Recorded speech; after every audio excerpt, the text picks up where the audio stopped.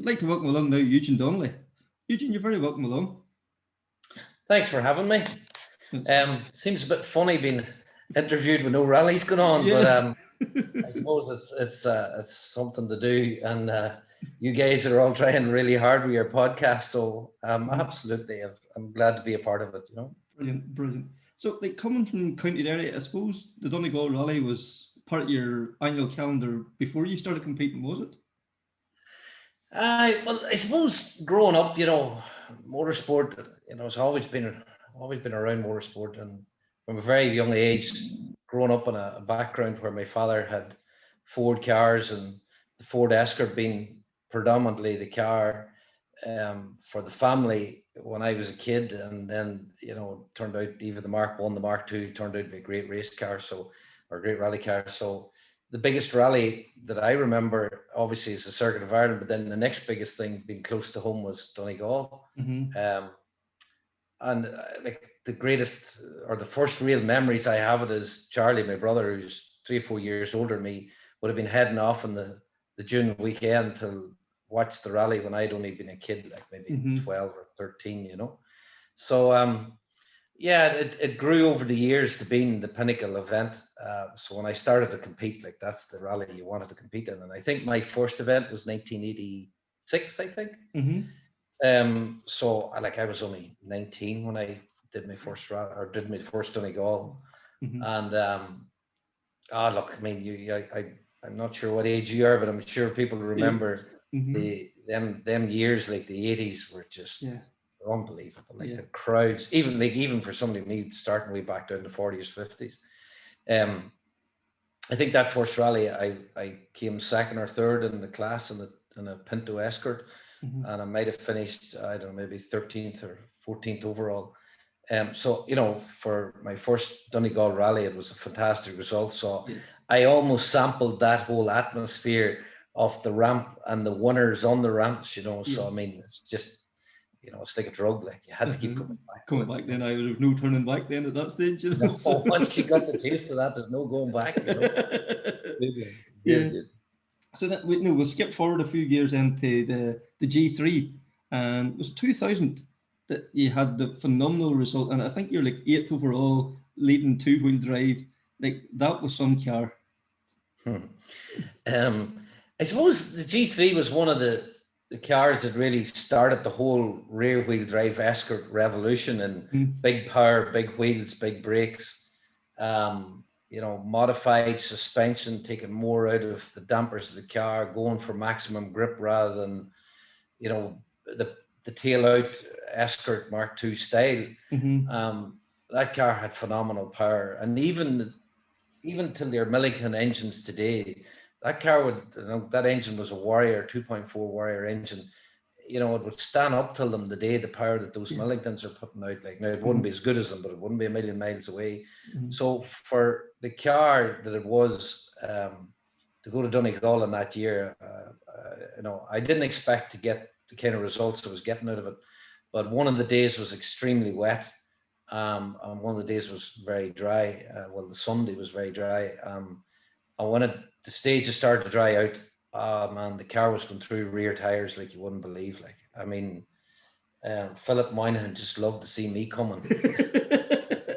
I was rubbing his hands out to his Yeah, I was putting 2 rear tires on it, I think, every stage on the Sunday, because the weather got very hot as well. Right. The thing was just tearing the gutties of herself. She was just brutal power. And we didn't have Ryger suspension.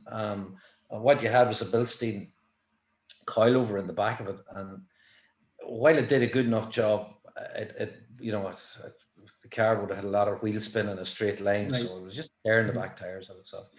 But the result was fantastic. I mean, we'd done a few rallies with it before we went to Donegal that year. But like I just drove the wheels of it, and I think it was, as a driver, I was coming into my own at that stage as well. I was learning how to drive a car fast rather than drive it for entertainment. And I had a great crew of people around me, and Derek McGeehan was very instrumental in making that car work. And I wouldn't say he gave me so many tips on how to drive it, but he would have kept the focus on, keeping the car as straight as possible and getting it up the gears and keeping the power, keeping it on the power rather than revving it out all the time, and fast changing it, short shifting it, and things like that there. So it was an event I learned a lot in, but I would say it was, one of the coming of a driver's age that I had learned the most and got the most success out of. Yeah, and like that's the rally that they said that Bertie Fisher was following the rally in his helicopter, and he always stayed to see you coming through. Like, he just enjoyed your style of driving. Like that must have given you some lift to hear the likes of that at that time. Oh, definitely. Like, God rest his soul, but he was a great advocate and a great support to me. Like in the years before he passed, like I met him a lot of times, and like, every bit of help that he could give me, he pointed me in the direction. He introduced me to people that I remained, close allies with my whole career. And he like, even down to the point of introducing me to people that helped me financially. He was, Bertie was a great supporter. Now, there's no doubt about it. Now, I don't know whether it was my style of driving, or what it was, or he just enjoyed the flamboyance of the whole thing. But he used to always crack a smile now when he would come walking up to us and asked us how we were getting on, So, but yeah, it was a great feeling to have him as one of my top supporters. Absolutely. And then by 2003, you'd moved on. Then you were into the big time. You're in the World Rally Car. Like, you finished second that year to Andrew Nesbitt, and I remember hearing you talking at the rump, and like this was Christmas for you. You'd come second in Donegal. This was just you were just giddy, I think would be the right word, would it? Yeah. You were drunk on the emotion.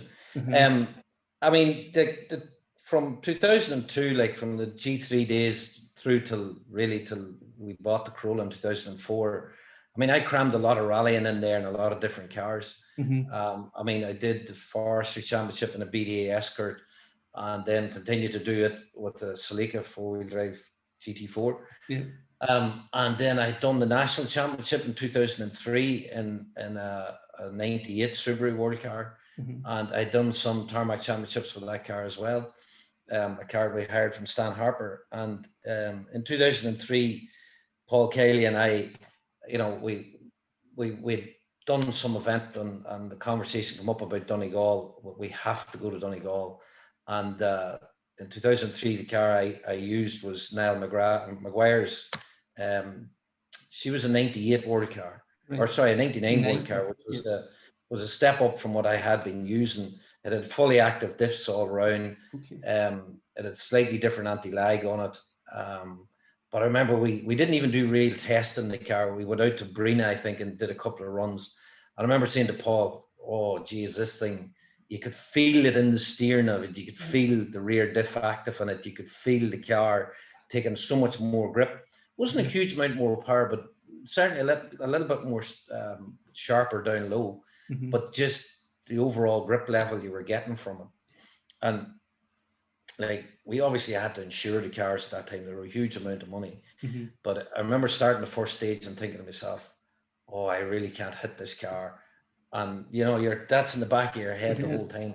But as the event grew, and we were using Kumo tires at the time, and Kumo were working with us to develop the tire, and I was having to push it to the very max, and that just started to come naturally.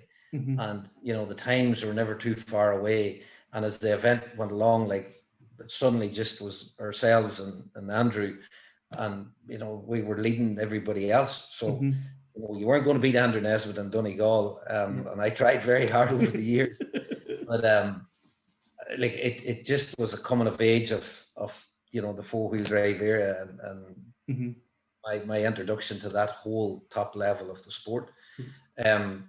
But absolutely, when I finished that rally, like, it was like winning. Like, I mean, we were so excited, and then to have drove the car right on its edge. Like, I mean, I think Andrew that year was in an S8 or S9. Like, the car, we had a good second of mile on us. Yeah, he had a good second of mile on us over the machinery, but to wring the neck of that 99 car was a great feeling, like, and then to hand it back to Niall Maguire. I didn't have to worry about the repair bill. I don't mean that in a bad way. No, I didn't.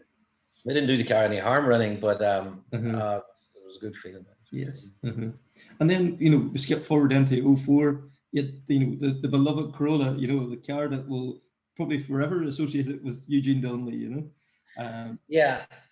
Well, I mean, the Corolla, like that year was, parts of it are just a blur in one sense because there was so much crammed into it.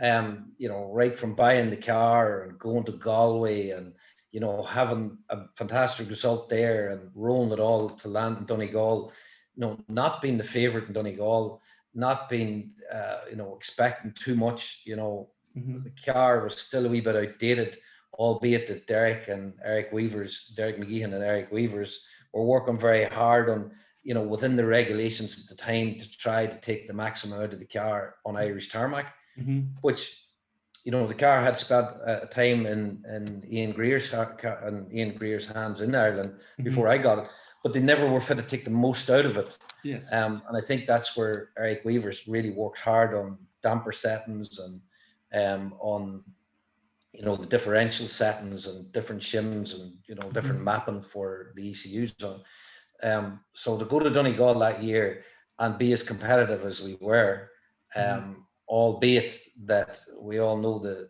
famous incident that happened, like, again, a real committed drive on the rally. The team was totally behind us. As I say, we were always closely linked with Kumo Tires.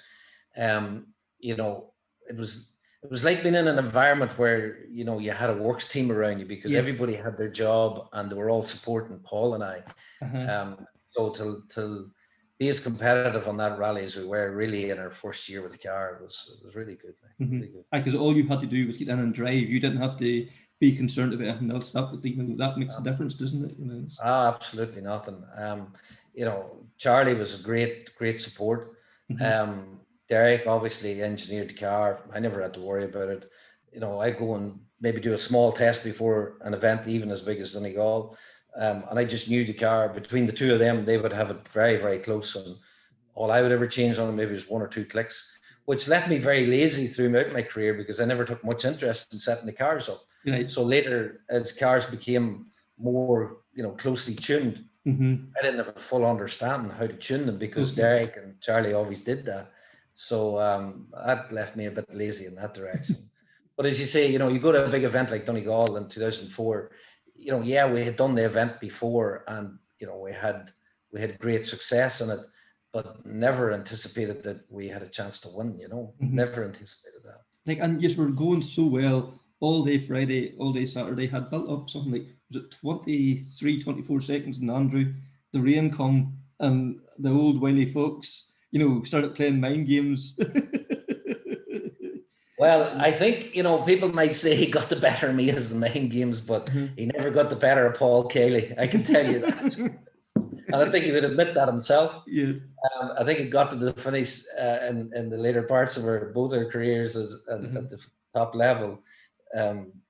Paul and him would just stay apart. And it wasn't that they weren't friends or anything, but the mind games between the two of them used to be unbelievable. Look, Andrew was a true professional and his aim every year was to win Donegal. And he just wanted it more than the rest of us. And that's all I can say. Yeah. On that Saturday evening, sure, we were having a great dice, but I really think in the back of my head, which maybe left Andrew that he had the edge on me, that going into Knockalla, it wouldn't have mattered what I had, and it wouldn't matter what tires I had on the car, and it wouldn't matter what the weather was. Knockalla was his stage. He just had it mastered. And there's a couple of stages in Donegal he had them mastered more so than anybody else. And High Glen was the other stage. You go into them two stages and you just know Andrew Nesbitt's going to beat you. Like, he's going to take a second a mile at least. Right. Yes. It's damage limitation. And, if you can put pressure on him somewhere else in the rally, that's what it was about. But you knew going to them two stages you were beat. And maybe that was a problem that I gave into, that I should have not. I should have listened to Paul and Charlie and not let him get into my head that way. But yes. Hindsight's a wonderful thing, But he got out with a penknife and slashed the tires and did all sorts of carry-ons that Saturday.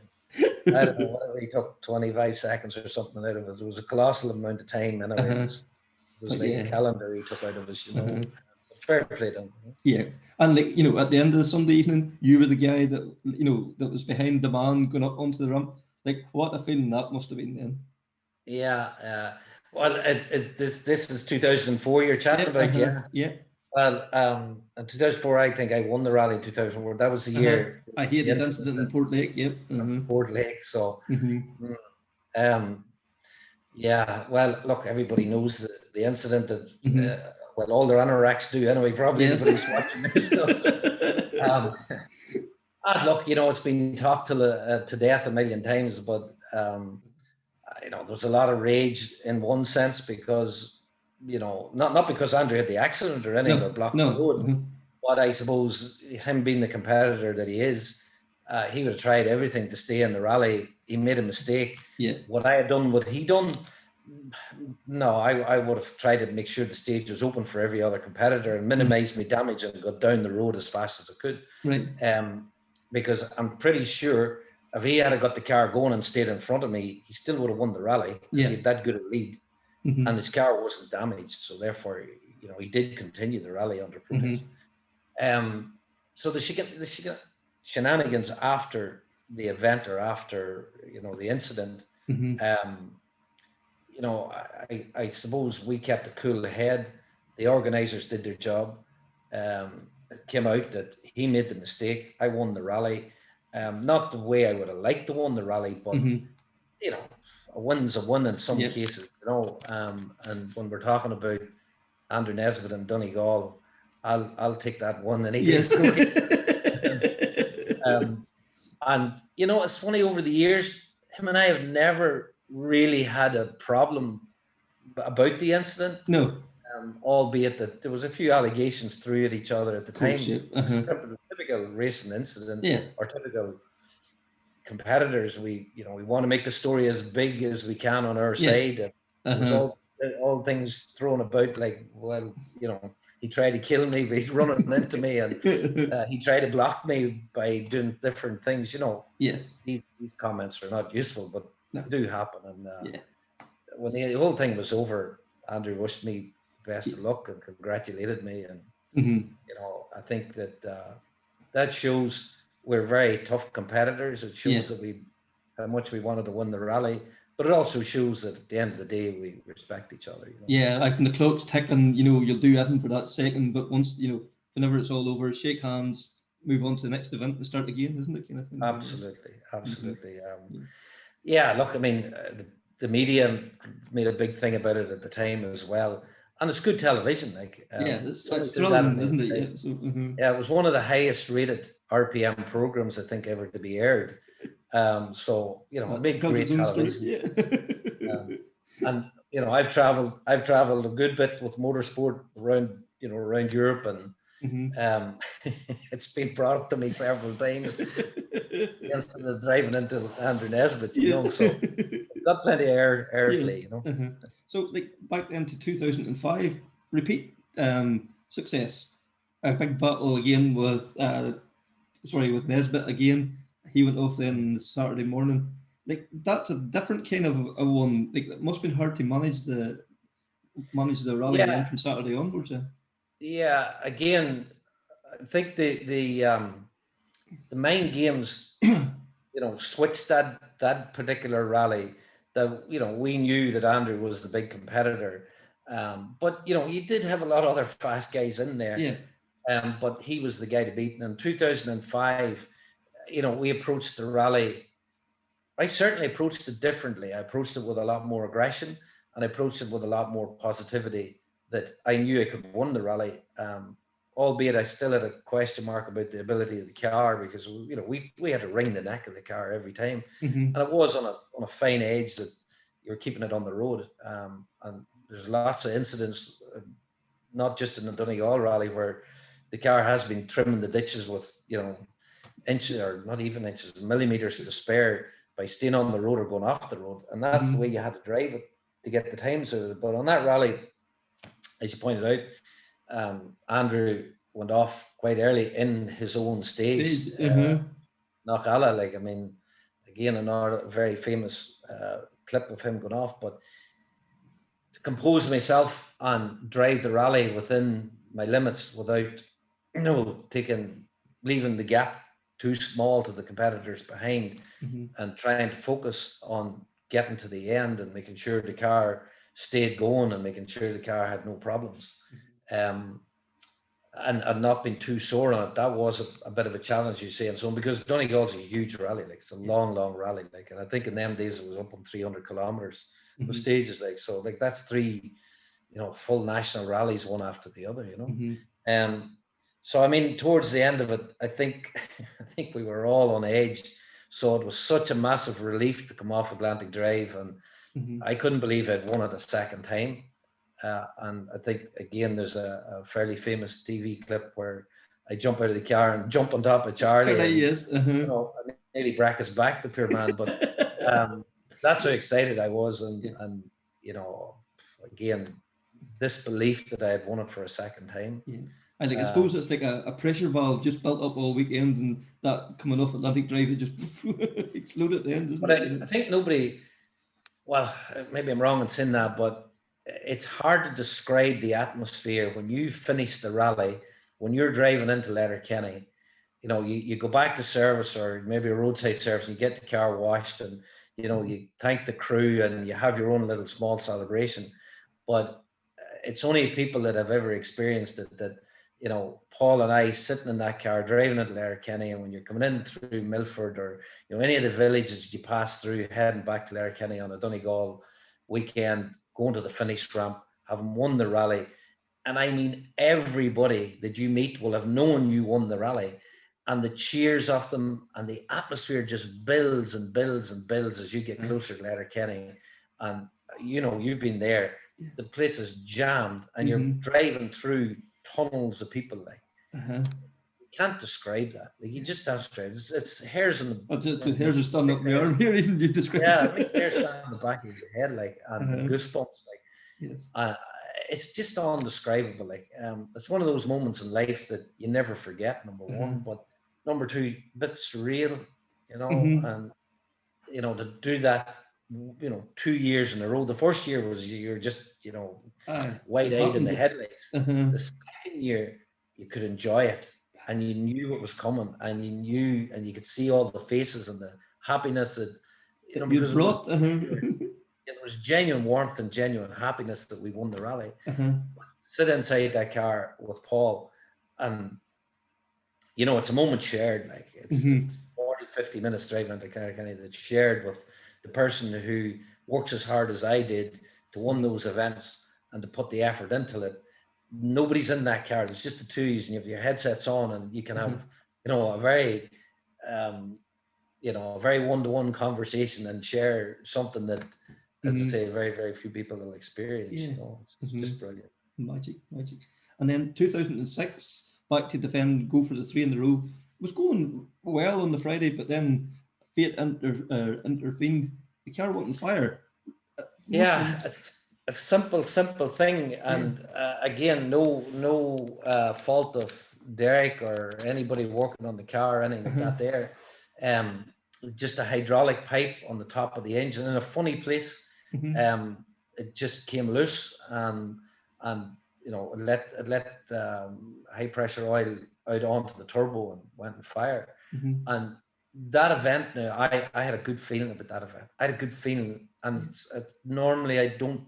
Normally I just go to a rally and I just take it as it comes. But I had a good feeling that we could have set the pace on that rally. And I looked at Andrew and Mark Higgins that were there in unknown cars, and they were already had struggled with getting the car set up, and the times weren't coming. And I knew Kevin Lynch and I, we were having a bit of a battle, and I knew I had more in me. Not much, mind you, but I knew as the rally progressed, we were going to get quicker. And coming off that stage and that thing on fire, I knew the car was on fire a couple of miles before we got to the end, but there was nobody with fire extinguishers, and I knew it was quite fast, and I could keep the flames running underneath the car. So when I got to the stop control, like, I went straight for the fire extinguishers, because the car could have went on fire. It's a lot of money down the drain, and probably we had the car only insured for half the value, because that's what you did. Like you didn't think you might have an accident. That bad, yeah. Yeah, you didn't think you would have a total loss. Like, so that was a fair hair raising moment now to get the car put out and make sure that, you know, we actually could even continue. So, you know, we suffered. We didn't lose much time on that stage, but then I had to drive, I think, maybe a stage or 2 stages with no turbo. Yeah. Because it affected the whole operation of the car. Got into service, got the car repaired, and started the fight back on Saturday and Sunday. My heart was never in it. No, you know, it must be hard to get the motivation then again, is it? Then to pick yourself I was up never again. in it to set a fastest time or anything. And I remember going down through the rally afterwards and looking at the times and thinking, could I went harder there, or could I done this, or would I had a different tire on there if it was at the pinnacle of it? And it's definitely the one that got away, and it would have been nice to have 3 in a row, like definitely would have, but it wasn't meant to be, you know. And I can't really complain because, you know, Donegal has been so good to me so up until that point, so I couldn't really complain, you know. Plus we went on to win another championship, so and I think that rally continuing, the choice to continue on it, because I mean I think we were 4 minutes down or something, so to make the choice to go on ahead and finish the rally, and I think we maybe got 5th or 6th points for the championship. It was pinnacle to do that because we wouldn't have won the championship unless that. And like, you know, when you consider too that at that point the Corolla was 6-7 years out of date, really, compared to the likes of Andrew's car or the latest Subarus or whatever. Like, to be still able to take it to that level was unbelievable. It shows you like what Derek and Eric Weavers and yourself was putting into that car. Like. Yeah, well, I mean, as I say, it was a complete team effort, and we were taking the car way beyond where it should have been. But I say, no, that wasn't just me as a driver. You know, Charlie played a big part. You know, obviously Derek played a part, and Paul played a massive part in it as well, because Paul could relate a lot of things. You know, I was driving by the skin of my teeth. I had 10 tenths all the time, but Paul could, you know, he could relay information back to Derek and to Charlie. You know, he could give information that the car was twitchy here, or he noticed I was fighting it there, and you know, they could work on doing whatever adjustments that they thought tweaks here and there, and Paul would say to them, "Oh, that's better." Whereas I was just, as I said, rabbit in the headlights. I was hurling on for a grim death and driving the nuts of the thing, you know. And that was my style of driving. No matter how bad the car was, I would have just driven away at it. And I suppose, you know, that's where the team effort came into it, to make the car get the results that it got. Like, so I mean, as you say, I think it was 7 or 8 year old at that stage. So it was a fantastic effort to get what we did out of the car, you know. And obviously budgets were a big thing. Like, we didn't have a massive budget, like, albeit that, you know, I had very good supporters, but you know, we couldn't have walked out and, I know at that time probably do a championship. It was like, you know, 250, 300 grand to run a car for a year. You know, we didn't have that sort of budget. Like, no, it still was considerable what we were doing. Considerable amount of money. Like, but so we had to work with what we had, and we had to live within our means. You know. So like 2007, then you had made the jump up to the next level as such. You know, the current spec car and all, the Subaru. This is the year that Mr. Loeb decided to come to visit. Like, how much of a buzz did that bring to the rally that weekend? Like, the world champion and a world championship winning car, you know, coming to, you know, the event that you had won. Must have been a lovely feeling. Well, again, bit surreal, some of it. Very surreal. Like, the start of that season and managing to acquire the car. I mean, 2006, we knew the Corolla, we had done enough, like, and I was going to have an accident. There was no two ways about it. Driving it on the limit that I was driving it, I think even the last 2 events that I did in it, I remember saying to Paul, you know, I'm not going up to where I was because it's too dangerous. And, you know, we knew we just couldn't continue. So, you know, I started the whole process of, you know, putting myself in a position to buy the Subaru and then finding the support to run it. And, you know, again, there was a lot of good people involved in the actual acquiring the car. Well, at the end of the day, I had to pay for it, like, but running it was a totally different ballgame. And when I say you know, a couple of 300 grand to run these cars for a season, you can put that out the one day when it comes to a Subaru, like at that time, you know. So, I mean, we started well with the actual understanding the car and how to get the speed out of it, albeit that we had an accident on the first rally. But the time we got to Donegal, we had a fairly good understanding of where we needed to be. The team was a wee bit fragmented. I think, as everybody knows, we were supported by Rory Motorsport at the time, and we'd switched tires, which wasn't a great move, because the tire wasn't, you know, I struggled to understand it a bit, but we got ourselves into a reasonably good position. Started the rally well, you know, beat Loeb on the first stage, I think, and maybe the second stage. Come into service on the second time over Brina, made the biggest rookie error of my life behind the wheel of the car. I just cut a corner that was said don't cut, and I knew the bloody road, and I knew there was a fucking rock in there. And what did I do? I went right in and punctured the bloody thing. Now, that wasn't bad enough. What I did then was a complete fuck up. Like, got to the end of the stage, maybe only lost 30 or 40 seconds, maybe, you know. Got out, changed the wheel. I got back into the car as Paul was putting the tools back in and all the rest. And them cars are extremely sensitive to putting into gear. So, you know, it was a knob that you put it into first gear or into reverse. So when you put it into reverse and you reverse it back and you go to put it into first gear, you've got to let the car idle before you snap it into first gear. Oh, sure, what did I do? I don't know what the hell I was thinking. I'd hit the throttle and I clicked it into reverse, and the big bang, and she broke something in the gearbox. Now, it didn't transpire what had broken in the gearbox until I started the next stage. So it turned out that I'd only fourth, fifth, and sixth gear. I struggled through the stage, and I think I had 2 stages to do, so I had dropped a huge amount of time. Like, I can't remember now, maybe 2 or 3 minutes. Maybe you have the times in front of you there. You can tell me, but I don't know. I dropped a bag of time, like maybe 2 minutes. So, you know, we were disheartened again. It was like 2006. Nothing to go for. But as the rally went on, and, you know, I don't know where we were at the end of the first day, but on the second day, we started to pick it up. And as the rally went on, we were back up into third. We got another puncture. So that took us further away from the 2 leaders, from Mark and Loeb. But our times were starting to scratch on theirs. And, you know, I got to meet Loeb over the weekend, and Daniel Ella and Paul built up a bit of a friendship through smoking cigarettes and talking shite. So on the Saturday weekend, I said, you know, we talked to Loeb on the Saturday night, and we were saying to him about the classic Sunday stages, you know, Glen Village and Atlantic Drive. So he says, I can't remember what way the conversation came around, but I said, I'm going to have a rattle at the first stage in the morning, you know, see if I can take 10 seconds out of you, you know, or something like that. So he was up for the challenge, obviously. Who do we think we were, you know? But it was great banter, you know. And I think he only took maybe 3 or 4 seconds out of us. So it kind of opened his eyes, and he went, "Oh shit," you know.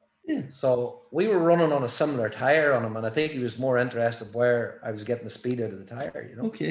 And again, on Atlantic Drive, it was very, very close. So this was the day that Paul often talked about. We were starting to come off the stages, and Loeb was pulled in, and Ella was hanging out of the car waiting on us to come to get the time, and he'd be doing this.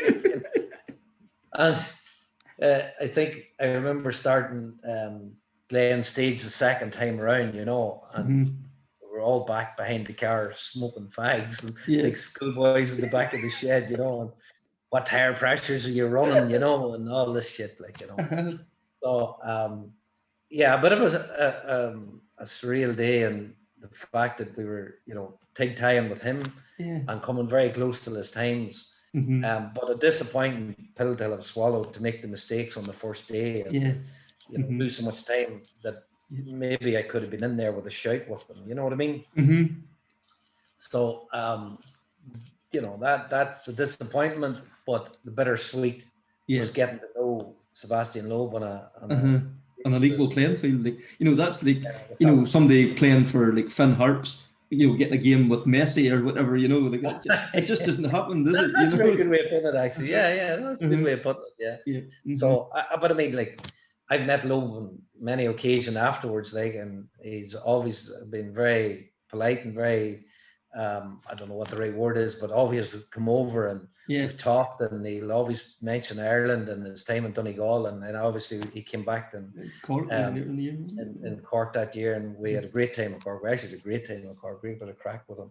So, you know, like, those are relationships that you never would have met these people unless through Donegal Rally. And there's loads of famous people that have came to Donegal that, you know, I'm recognised because of my wins there. So, you know, it's Donegal's been good that way, you know.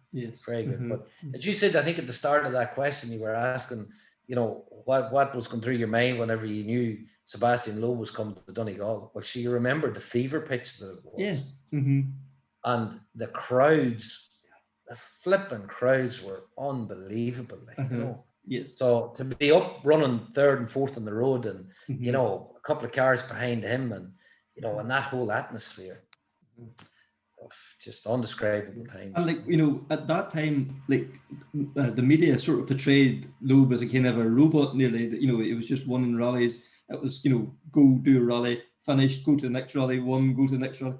To see her that there, you know, the human behind it, like he was a rally head behind it all, wasn't he too? Oh, a complete nut job in that sense, you know. Speed. But like, I mean, he didn't. There was a lot of talk at the time that they underestimated Donegal. They actually did underestimate Donegal. They did not get it right on the first day. And that's why right to the very end, he was so attentive on who was coming close to his times and why. And that's why the interrogation was on Paul and I, you know, where do we get the time out of? Because he obviously, you know, he had his notes to the T. He had his, you know, he had his car set as well as he could get it. He was on the best tires. You know, the jam pots were turned up as far as it could go. Like, you know, he wanted to, you know, figure out where he was losing any time. So, complete rally nut. Then on the other side of it, professional driver getting paid to do a big job. So it was up to him to make sure that that job was done to the best of his ability. You know? I remember, I think it was Damien Connolly, we were talking at the time that the IRC come to the Circuit Ireland, and like I was saying, you know, like what was the real difference between Andreas Mikkelsen and Robert Barber? Well, he says the main difference is Andreas Mikkelsen will be away driving the rally car on Tuesday or Wednesday, maybe in Portugal. Robert Barrow will be back selling cars in a garage in Dublin. Like, it's that seat time, it's that professionalism. This is what they do. This is their bread and butter, you know. So yeah, absolutely. And you know, I can, looking back on it, I suppose could have been classed as semi-professional because we did 8 big rallies a year. You probably would have done as many days testing, developing different things, and you know, we had sponsors to look after and do things for them, and trying to make the car better, and then bring the team together and everybody understand the position. And then there was the financial aspect to it as well. Like that had to be run like a business. So you couldn't go to these rallies and take them lightly at that level. But you know, but then these other guys are a different story. Like, I mean, we'd have been quite fond of going doing the recce a couple of days before the rally, maybe the day before the rally, not, you know, taking a day of rest, but you'd have been slipping in the evening and having a few pints and having a big steak, and you wouldn't have been thinking too much about out for a jog or going to the gym or a swim or anything like that there. These guys would have been, you know, they would have been at their peak of their fitness, like. You never did that. And then, you know, we'll skip forward then 2009. But 2008, 2009, like Derek McGeechan and Weavers and all again, the Skoda Fabia, probably fair to say, it was like an also ran in the WRC, but to bring that car to Ireland, completely unknown quantity, to develop it into a rally winner once again, like it's... Yeah, well, I suppose the whole story with the Skoda came after the Subaru. Like, as I say, I made no bones about it. The cost to run the Subaru was just astronomical, and it still was in Subaru's hands in 2007, 8 and 9. Mm-hmm. So therefore there was no back doors in around the technology or the run-ins of the cars. I mean, you know, I'd hate to even say, you know, publicly what it was costing to do that, to do an event in that car. It was ludicrous. Even if I had been fit to find the money at the time, it just went against all morals. Like, you know, it just was wrong. Like, money was just crazy. So I decided, obviously, you know, pretty well publicly known what happened. You know, the sponsorship deal fell through, and the car was sold. And, you know, I said, right, okay, I want to stay rallying, but I want to rally at a level that I can afford, you know. So it was Eric again said, look, guys, why don't you try a Skoda? Try it. So we hastily got the car over and got it ready for Rally Ireland, but there was a fundamental problem with the geometry. We needed in between a tarmac and a gravel spec bottom arms or something, and the only ones we had was, you know, was a gravel arm, and it was too wide to hold the part of the suspension and the ball or the drives on a certain angle. When you turned the steering, the drive was popping out. Anyway, I'm not the most technical person around them things, but so we tried the car in Rally Ireland, and I think it probably would have done okay, but the drives popped out on it, so we went out of the rally very early. So I made a decision in January, or sorry, before Christmas 2007, to just take a step back.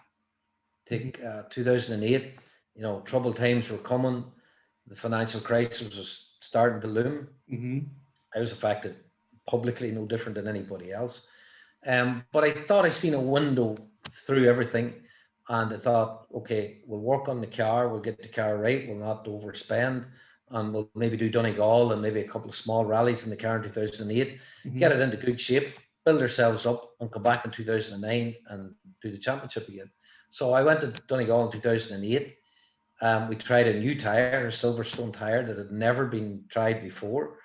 And lo and behold, as Friday went along, times started to come, the car fell into its own.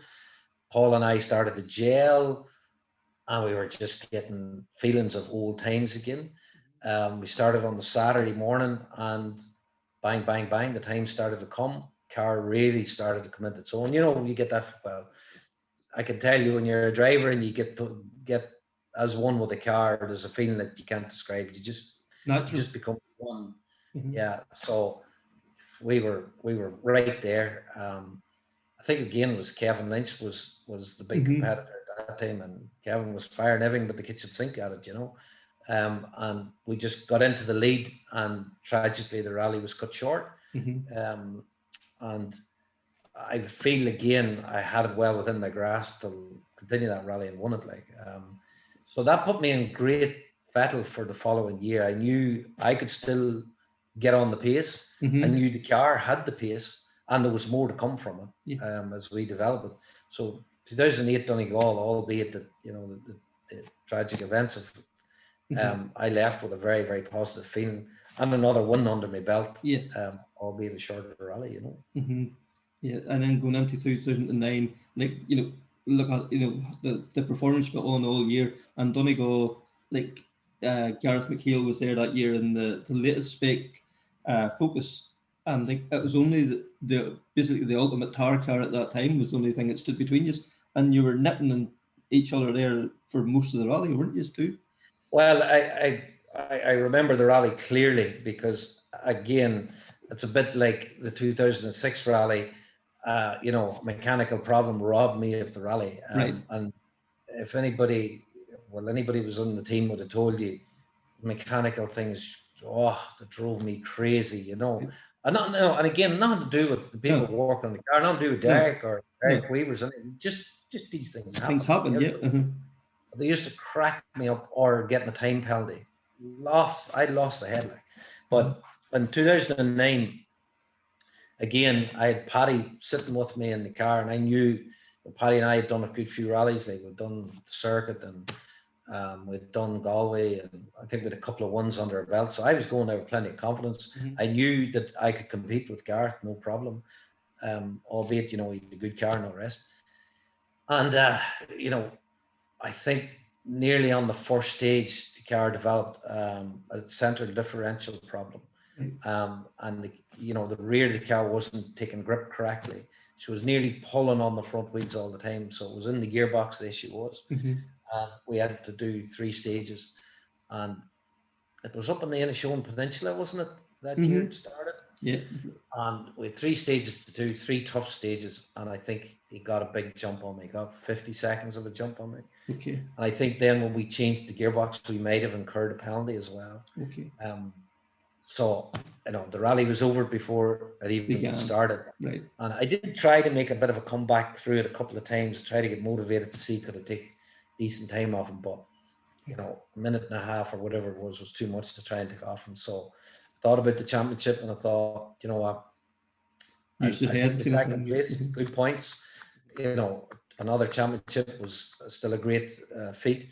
So again, Donegal played its part in securing a very good second overall. And again, you know what? You see, 5 years before it, if you had said you're going to get a second in Donegal Rally, I'd have took it all day long. And a Skoda, like you can imagine, So, to finish the top 5 in Donegal is a great achievement, or in the top 10 even, it's a great achievement. So again, you took a wee bit of a break away from the sport for a few years then, and it was 2016 you come back then in the Mini. Yeah, I had another pop at it in the Mini. Again, look, the Mini was never going to beat, well, maybe I was a bit long in the tooth as well, but the Mini was never going to beat the modern cars. Albeit Derek did his very best with the cars. They're fast cars, don't get me wrong. They lack that wee bit of power. And he hates me giving the cars any criticism, so I get that out there because if he watches this, he'd say, "Oh, you shouldn't have criticized the car." But look, they were good. They were great cars, great handling cars. The braking of them was phenomenal at the time, but they just lacked that bit of power. And I tried the car. I started 2-3 different championships with it, and I always would go to Galway. If I got a good result in Galway, I won. Yeah, but again, they were expensive to run. Like coming out of ProDrive, just a dear car to run. And I enjoyed Donegal that year. I was tipping along, a bit disappointed that it was a bit closer to the times, and I was just having a bit of a pop on the very last stage, and I broke myself into a chicane and did more damage than I care to mention. But a disappointing result. Albeit that Manus had a fantastic battle with Keith to win the rally that year. And, I remember going back to Letterkenny and thinking to myself, I was delighted for Manus, absolutely delighted for him. And again, it was a great start of a great era for him. So I was disappointed not to be there at the ramp because I think it would have finished 6th or 5th or something like that. So you'd have been in the mix. You would have been there. You'd have got the buzz, but but yeah, look, it was good. Like it was good. And then you've been back then in 2018. All with the Hyundai at that stage.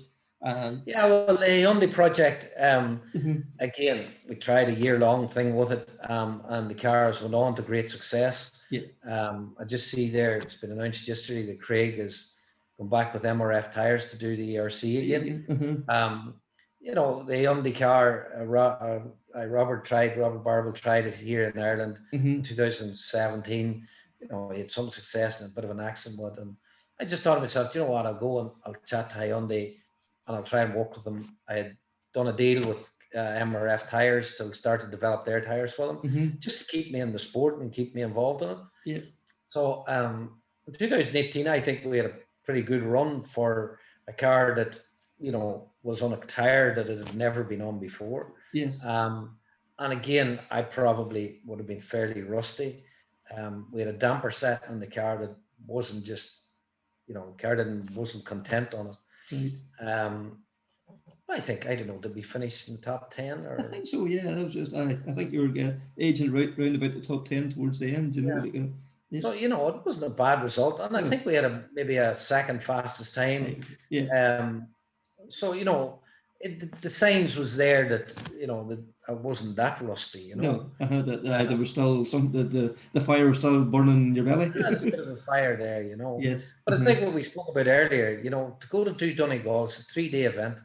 You really need to be on your game and you need to be, you need to be fit. Like, I mean, I'm 54 now. Like, I mean, So I was 52. You know, once you cross 50, it's not simple to keep that level of enthusiasm there, but also keep the level of fitness that it takes to drive the cars at the speed they need to be driven at. You see the likes of Breen and Devine and these guys now. Like they are athletes. You know, there's no doubt. Well, I mean, that was a shock to me in 2018. You know, like we were still running fairly well up the field. So you've got to talk to all the lads, you know, and Rob Dugan was there that year. And, that's right, yeah. you know, as you say, Callum was there and, you know, Keith was there. And, you know, I was just chatting to the lads, like, you know, they would all be very respectful to one another. But, you know, you were asking them, you maybe didn't ask them, but conversations would lead into their training and, you know, how they were approaching the rally. And I was going, holy shit, like, you know, these boys are out training 5 nights a week. And, you know, I'm going, flipping hell, you know. I'd hardly walk 2 kilometers. Do you know what I mean? Like about the only thing I did when I was rallying was I might have went to the pool a couple of times a week. You know, I was a good swimmer, and I went to the gym, not a chance. And what I did weights, not a hope in hell. Like, you know, I never would looked at the fitness side of it. So they were on eating bananas and fruit and, you know, protein shakes and going to the gym and focused, like, wouldn't believe. Like, and here's me tipping around in one of these R5 cars acting the young fella, thinking that I was going to beat them. Hope, like, you know, not a hope, like, but look, don't get me wrong, I don't knock it in any way, but it's a totally different environment today to drive those cars, compared to what it was to drive the old Group A cars and WRC cars. I think to be honest, my opinion is that the cars today are very much like a one-make championship, and I never believed between them because I always believed that rallying was about all the elements. The engineers, the tires, the dampers, the different types of cars. You know, you want something that has got lots of different variants in it, albeit in a bit of a straitjacket of rules. Like, but people could do different things with the cars, like we did with the Corolla and we did with the Skoda, that made them perform where other people just couldn't do that. And that's where Derek was a part of the team. And that's where Charlie commented on, you know, on setup, on tires, and helping me as a driver. And that's where Paul came into it as a navigator. And, you know, they all played a huge role in how we performed. Whereas the cars now are so equal, you know, they all have the same engine, same damper, same gearboxes, and, you know, they're so close. So therefore, it's really a one-make championship. So it's down to the drivers really to, you know, find that last wee bit in it. And to get it out of the cars, not really. Like, it's not in them. Like, it's all down to the drivers. So I mean, I suppose in true rallying spirit, well, that's what it's about. The fastest man wins. Or my view on it would have been, it's not just all about the fastest man. It's about his team and the people that's around him and the different tweaks that he can do to the cars. The wee keys that you can find that just can make the difference sometimes. So I mean, like, you take it back and you know, and all the years I was there, like, you had Kumo tires, you had Michelin, you had Pirelli, you had Dunlop. So now we're looking at, really, we have Michelin and Pirelli. Like, there's, you know, there's nobody else really mixing it in there. And the 2 most expensive tires. Whereas, you know, back then there was alternatives. And again, the cars now, you have the Fiesta, you know, you have the Skoda, you have the Hyundai, you know, like, they're all much of a muchness. They're all in around the same sort of money to buy. And there's not much tinkering you can do with them to make them go faster. No, it all has to go back to the team. Nothing you buy, parts, everything has to come from the manufacturer's team. Yeah, pretty much. But I must say, they're not as expensive to run as those old WRC cars. Telephone numbers back then. They were expensive, you know. And I suppose we should mention the Proton, you know, last year as well. Like, another new adventure for you. The first right-hand drive homologated R5 car. Like, this was another exciting project that probably didn't get off the ground properly. Hopefully now, whenever things return. I like the you know, whenever we did the Hyundai thing, I mean, I was always looking to do something different, and I think that's fairly obvious throughout my career. It was never about one thing, or never about, you know, choosing the best and running what to see what happened. And I seen the project in the Autosport show, and a couple of people said to me, "You should go and look at the car. It's very close to the Hyundai, and I'd like the trait of the Hyundai to drive. It was a nice car to drive." So, you know, the Mitsubishi engine is used in it, the same as it's used in the Hyundai, same gearbox, you know, Brembo brakes. You know, the car was very similarly engineered, and it was on Ryger suspension, which was one thing that was slightly better than the Hyundai.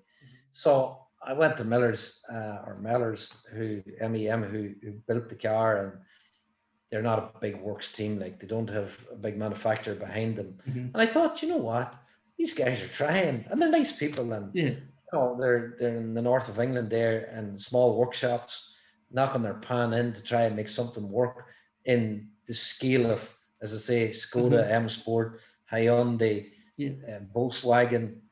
Big teams were spending millions developing these cars, and here's your man Chris Mellors up, and you know, a nice guy, tinkering to try and put a wee package together. And do you know what? He's not far away. Like, you know, he produced something that was, you know, like, look at his son Ollie. Ollie's gone out there, and you know, he's not, you know, he's not affronting himself. I know he put in decent times.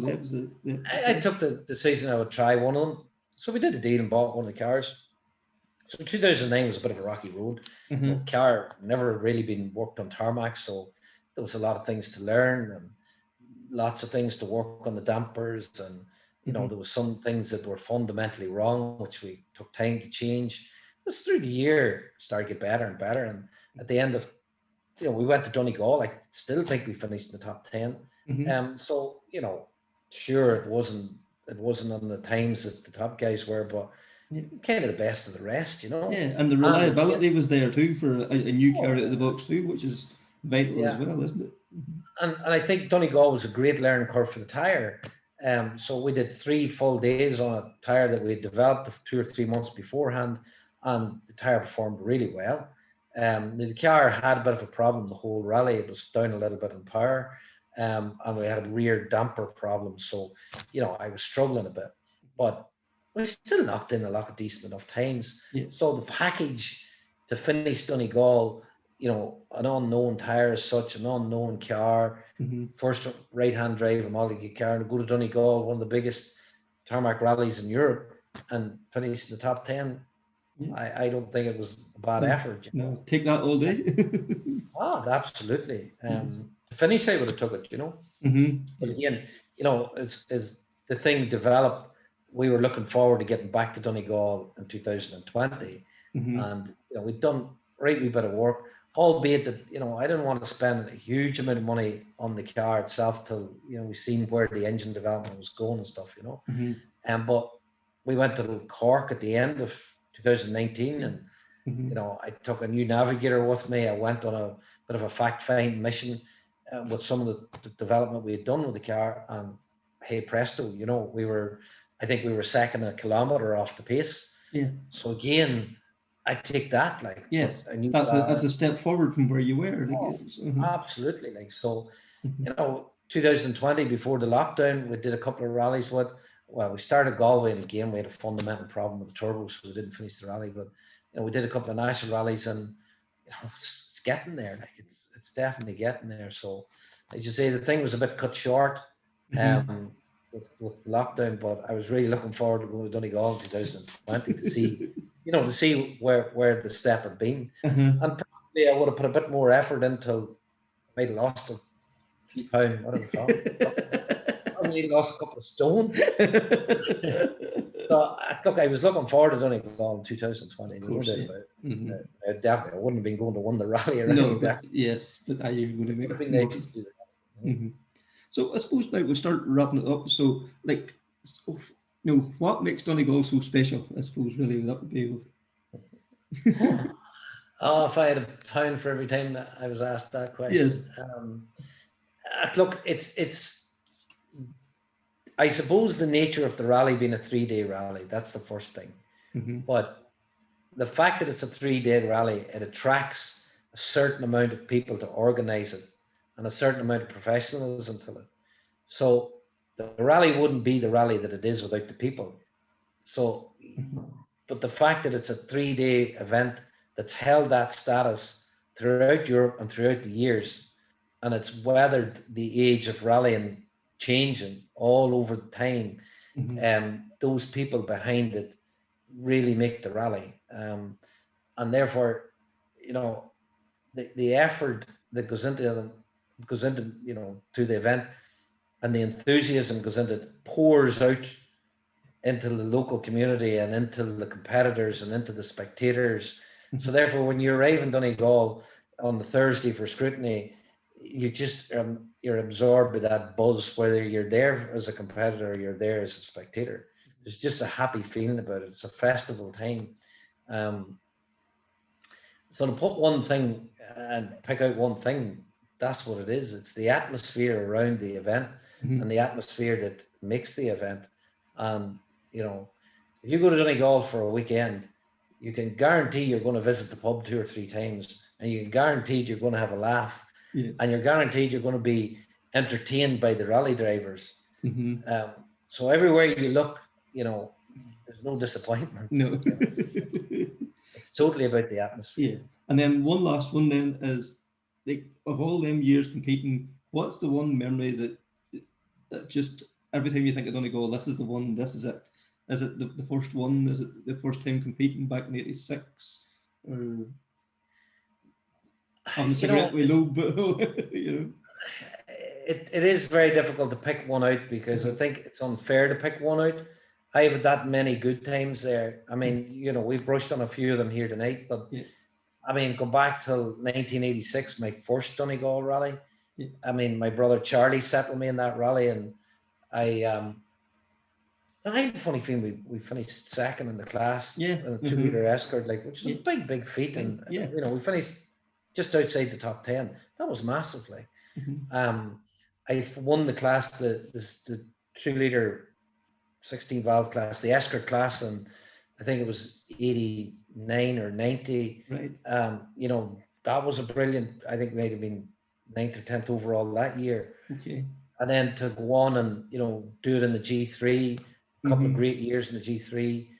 These are all magical moments, like, and to stand up and hold that trophy, you know, having won the rally, well, you know, obviously that is, you know, that's just mind-blowing stuff. But I suppose, you know, really, if you had to just pick one moment out, I suppose it is that moment coming off Atlantic Drive and jumping on the Charlie's, you know, jumping on him, and having realised I won the rally twice. You know, that will always stand out in my mind. And maybe it's because it's on TV, you know, and it's been shown plenty of times, but you know, that's a pretty special moment. And to have my family there to share it, like, it was brilliant. You know? So Eugene, thank you very much for taking the time for joining us. It's been an absolute pleasure going down memory lane here with you. And hopefully we'll see you back in Letterkenny in June 2022. Hopefully, a bit heavier and a few more years on me, but I'd like to be there again at some time and enjoy the ride. Yes. I hope everybody's enjoyed a bit of a chat tonight, and they look forward to Donegal as much as I do. Absolutely delighted now to welcome along Rory Kennedy. Rory, you're very welcome along. Thanks very much, Kevin. Looking forward to this, having a chat about the rally and the week that's in it. We'd be far rather talking on the stages, but this is, I suppose, is the next best thing. So your involvement with the rally goes way back to the late 70s, really? Or mid-70s, Well, it goes without saying, Donegal Rally's been a huge part of my life ever since I was a youngster, even growing up, because my father before me competed in the rally. And we used to go spectating and go servicing and stuff way back in the very early 70s and so on. And as I say, it became a huge part of my life. I started off with James Cullen, who is a neighbour of mine, and he and I teamed up together and went out and did a few rallies. And the worst thing that ever happened was we had success at the very beginning. So really that was the driver that kept us going, or that was the incentive, or the aspiration to keep us going. And then as time went on, Vincent Bonner won the rally in '83, him and Seamus Figgettigan won in '83. And really, people often ask, why is rally sport so strong in Donegal? And I firmly believe that win, when Vincent won for the first time, local driver and local co-driver, you know, it created such a huge celebration and awareness, and everybody, I suppose, like any other sport, everybody aspired to be like Vincent Bonner at that time. You know, Yes. all the young drivers and co-drivers coming up. Mm-hmm. I suppose a bit like the football or the tennis or the golf or whatever. You aspire to be like your heroes. And when we had a local hero, like we weren't wanting, he was the man everybody wanted to emulate. Yeah, because that was such a big story. Like it took over the local papers, you know, and it went on for like a couple of weeks at that time. It was a massive story and such a feel good story for Donegal. Oh, it was absolutely a feel-good story. I mean, it was when you have a local winner like that, and he wasn't fancied at the beginning, if you like. I think he was number 8. I think that's his picture behind you there, going around the courthouse corner there, number 8. Very famous photograph that.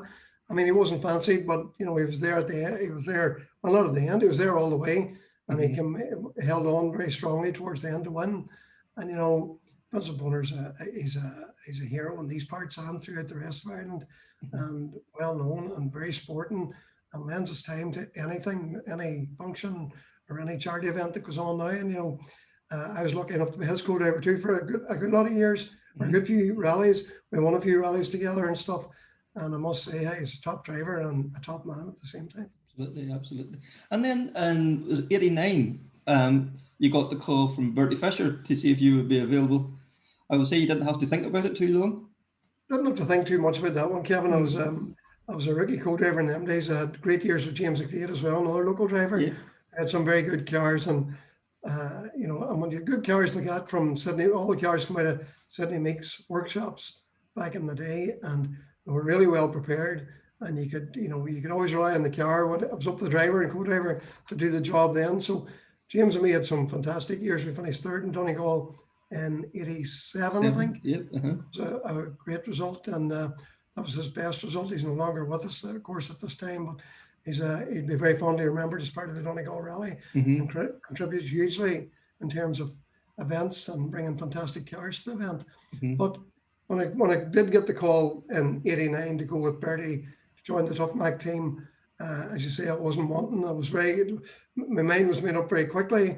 It was the best seat in Ireland pretty much at the time, and I was very privileged and I cherished the moment and absolutely took it on with both hands. And like what success you'd had, like there was 11 years of competing together, and like you know through Ireland and beyond, like it was the stuff of dreams, really. Oh, it was, of course. And the thing about it was we were 11 years together, Kim, but the 11 years we shared together, we had tremendous success like during that time. And, you know, we had a tremendous team around us, tremendous car. Everything was the best. You know, with Bertie, he took no chances on anything. And there was no variables. Everything that we could do before the event to, which would add to the result was done. We left nothing to chance. We had a very good team, lots of people in the right places. And generally when you have that, success follows, and really success breeds success. And of course, with an element of luck thrown in there, we were very lucky to have an incredible career together. And, you know, I think we won 4 Irish Tarmac championships during that time. And we also won maybe 19 rallies together or something to that effect, which was, which again was something obviously cherished very much.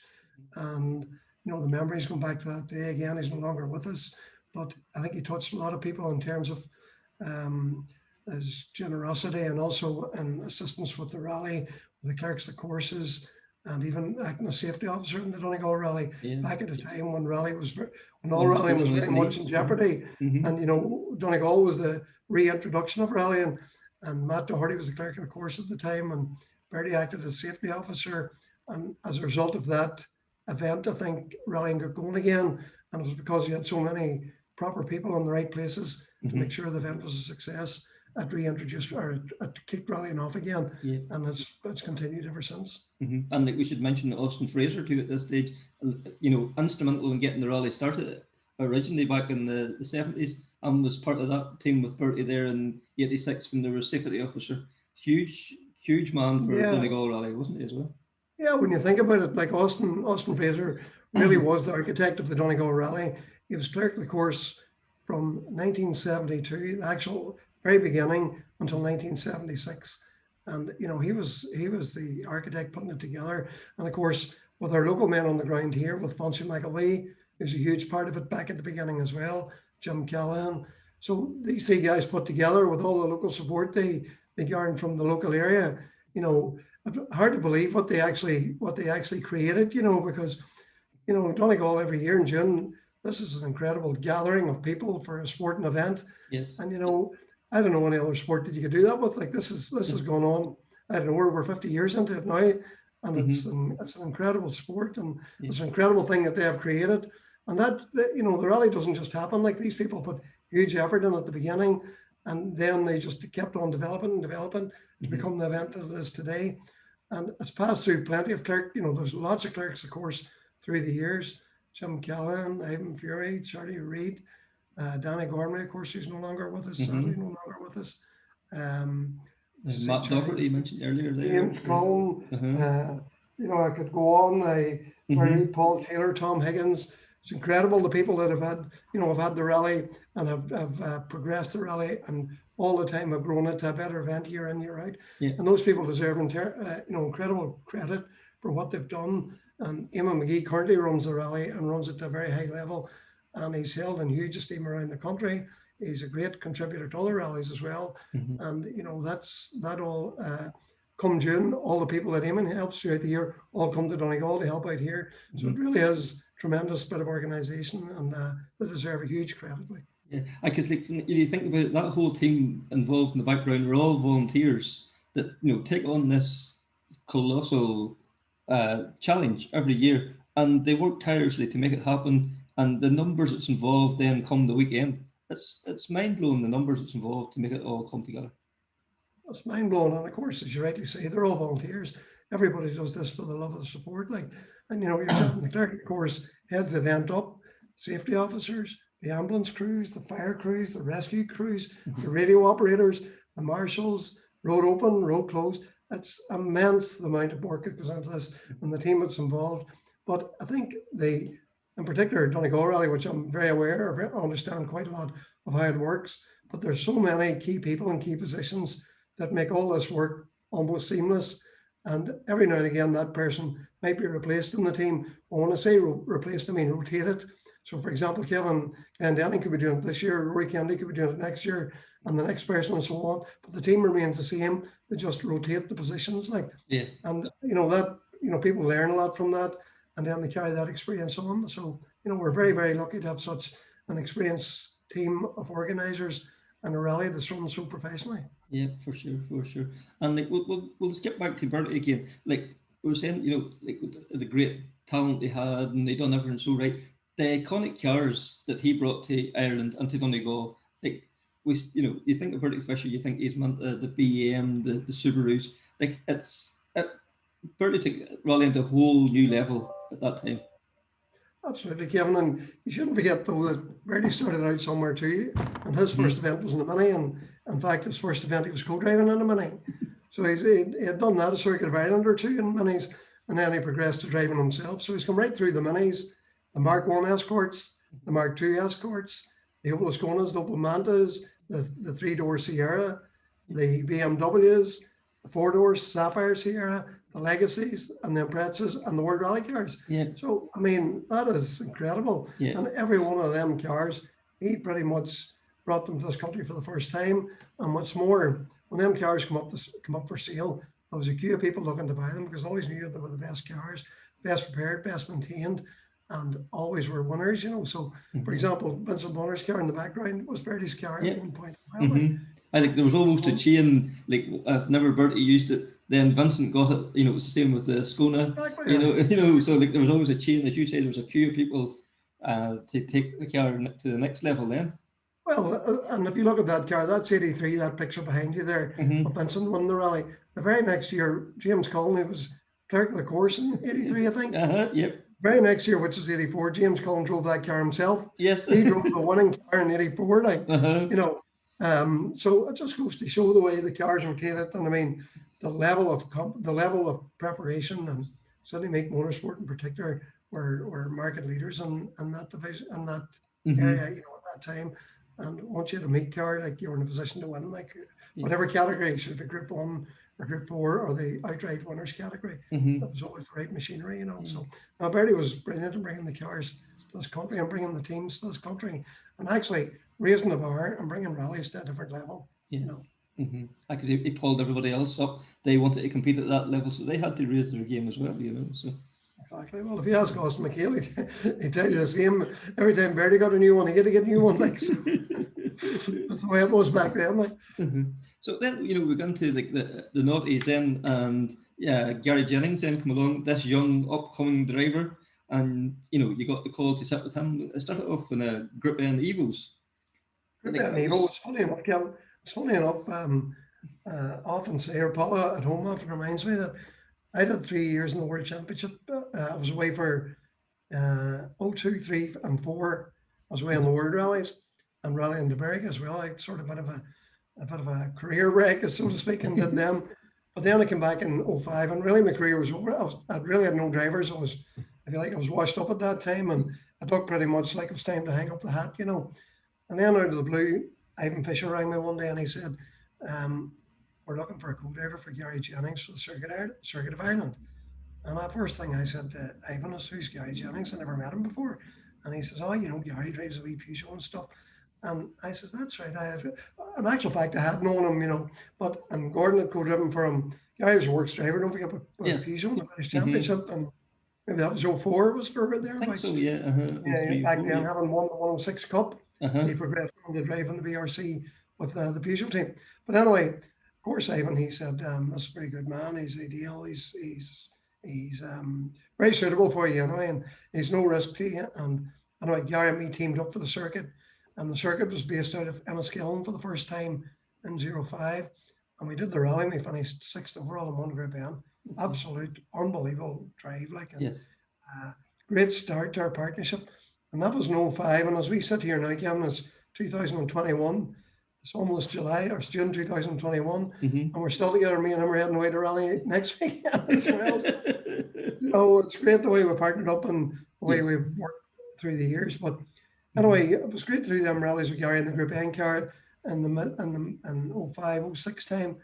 And then I think I moved on then to Mark Higgins at that point. We came along and we went on and we did the British Championship together, which we won outright. In fact, I won it twice with Mark, twice. So I have 4 Irish tarmac titles and 2 British Championship titles. So obviously very proud of that too. And great thanks to Mark for driving. So Mark and me did Donegal in 06 and 07. The first year was the year of the Mitsubishi World Rally team, which I think we both agree on this. This is probably the best year of the Donegal Rally ever in terms of World Rally cars. Not just in the top category, I might add, but also in the national and the Group N category and so on. So an unbelievable entry and an unbelievable rally. We ended up second. 2 Mitsubishis, 1-2 with Andrew Nesbitt winning, and we were second on that particular. And like this wasn't a detuned World Rally car. It wasn't a customer car. This was the proper all singing, all dancing works team that come direct from the World Championship. This was again the ultimate spec car really at the time, wasn't it? Well, this was it. The cars were Mitsubishi World Rally team, and they were being driven previously by Gigi Galli and Harry Rovenpera. I think were the drivers prior to us. So the cars were full spec cars and more than capable of competing on any World Rally. Like, so when they came here, we had obviously we got what the car came here full spec, and we did a day and a half testing with them. And the way we had to do it, because don't forget you had two number 1 drivers, which is a very difficult concept in any team. And we had 2 drivers capable of winning the rally and 2 drivers very intent to win the rally. So we actually had 2 days.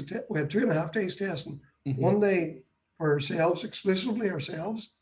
Andrew Nesbitt was involved in that, and then another day where Andrew did his test separately. He didn't do it together because obviously he had 2 drivers of that caliber, and then we had 1 day where we both overlapped a wee bit.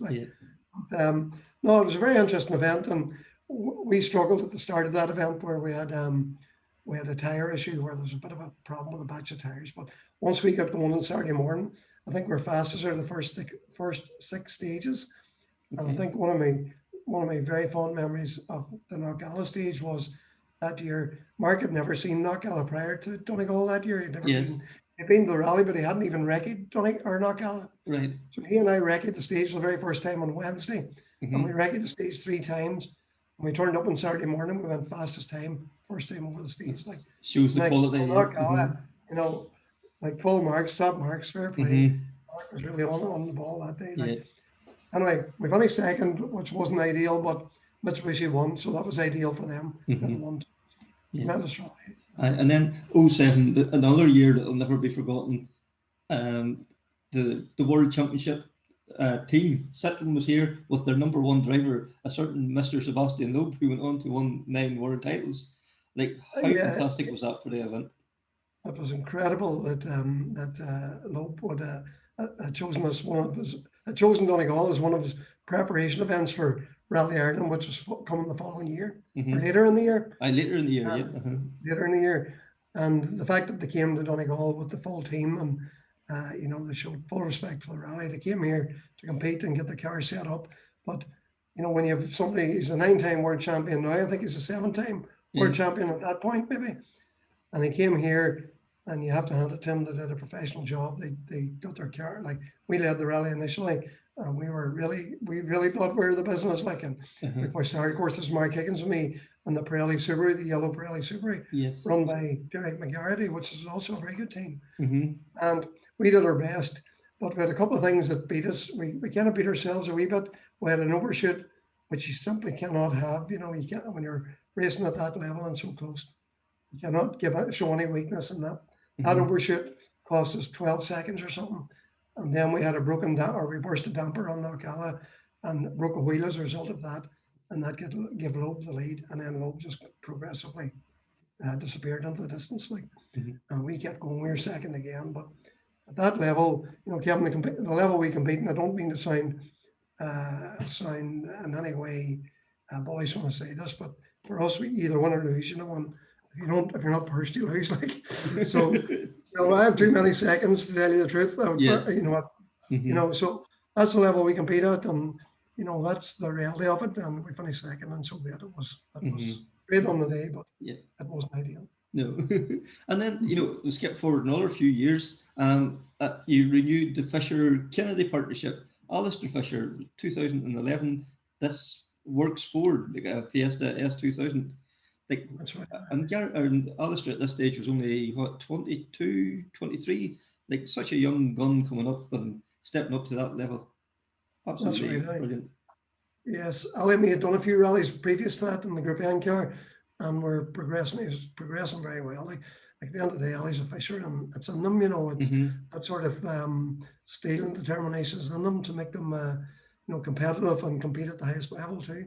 So as it turned out, Donegal time came, and we weren't really competing in the championship. So it was decided a one-off car was made available by M Sport. It's a car that Hervin had won Monte Carlo won earlier in the year. So again, top spec car, came to Donegal, and you know, Ali was very young, as you say, at the time, and from the very outset, we were in the mix with Tim McNulty. I think we ran second for a good bit of day one. We actually got into the lead momentarily after we did a fastest time over High Glen stage on the Atlantic Drive, and we got into the lead. But anyway, we were really up against it. Tim McNulty had the S12B Subaru at that time, and you know, on a head-to-head, you were never going to beat them. So the rally, we end up finishing second again. Like I say, you win or lose, so second again. But Ali drove brilliantly, and it was great to reacquaint the Fisher-Kennedy partnership again, especially in Donegal on my home rally. And if you're speaking to Ali today, he'd tell you Donegal is very much a home rally for him as well. Yeah, and you know, you renewed the partnership then with Garry Jennings then as we went into the 2010s, and to cap it all off, 2015, you know, getting your name back at that top of that finish ramp again, yourself and Garry. Like, did you ever think it would happen? I never thought it would happen again, Kevin. I thought maybe in the earlier, you know, in sort of 06, 07, 08 time, it may have happened, you know, when we had the Mitsubishis and we had the Subaru for that year. And I suppose if we didn't have Loeb, it would have happened, but sure, what the hell, it's not much point saying that way. But I really thought my chance of winning had gone again. And I'm eternally grateful to Garry to get the opportunity to go and compete and to win, you know, and to be his co-driver, because as you know, he's a very popular driver, very spectacular driver. He's a fan's favourite. And, you know, once we get on the car and we get the countdown, the stage starts, it's very serious stuff. Like, and Yes. when you concentrate and put your best foot forward, like Garry's never wanting, you know, and we would have to say we had a perfect rally. Like, we led from the start pretty much. And Saturday morning was still fairly close, but we stayed out of trouble. We kept the hammer down and doing fastest times. And when we had built up a lead of 23 or 4 seconds, we maintained that for a long, you know, throughout the day. And then towards the end of Saturday, we extended that out to 50 odd seconds or 57 seconds. And we had Declan Boyle snapping on our heels, and Donna was there as well. Yeah. I can't really remember who else, but they were close enough that you still had to keep you very honest. Like, so on Sunday morning we went out, and you know the way we decided we'd go on a harder tire, and everybody else was taking almost a safe option by going on a medium. We took the risk and went on the harder tire, even though that the weather was very changeable and very variable at that time. We went on the harder tire. Our weather crews got all the information, and we brought it all together.